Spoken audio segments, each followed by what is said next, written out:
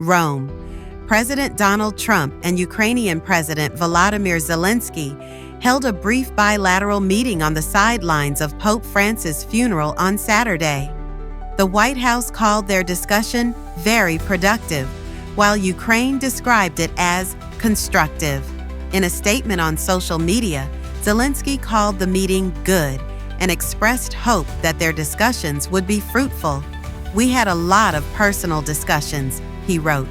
"We pushed for a complete ceasefire, a lasting peace, and efforts to prevent a resumption of war. This meeting could be historic if we reach a common understanding." The Ukrainian presidential office released photos of the meeting, including moments when Trump, Zelensky, French President Emmanuel Macron, and British Prime Minister Keir Starmer gathered. However, hours after meeting with Zelensky, Trump expressed doubts about Russian President Vladimir Putin's intentions to end the war. In a post on Truth Social, he wrote, "There's no reason for Putin to be attacking civilian areas these days. It makes me think maybe he doesn't want to stop fighting and is just using me.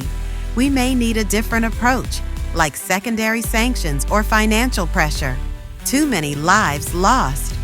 Trump, who has been a mediator in Russia-Ukraine peace efforts, had previously claimed the two sides were close to a deal. His envoy, Steve Witkoff, had even met with Putin the day before. However, after meeting with Zelensky, further talks were canceled due to Trump's busy schedule. He flew to the U.S. immediately after the funeral. Trump pays respect at Pope's funeral. Trump was among more than 50 world leaders who attended Pope Francis's funeral. Despite his frequent disagreements with the pontiff, particularly on immigration and climate change, he praised him as a good man who loves the world. The U.S. flag was also flown at half-staff in a sign of respect. Before leaving for Rome, Trump had said he would use the event to meet with leaders. However, he later called it disrespectful in a time of mourning. "But I'm still going to say hello to a lot of people," he said on Air Force One. In addition to Zelensky, Trump also spoke with Britain's Prince William. Putin was absent from the event. Tensions and hopes. The Trump-Zelensky meeting drew attention, especially regarding U.S. mediation efforts in the Ukraine war. Although initially optimistic, Trump's doubts about Putin's seriousness complicated the situation.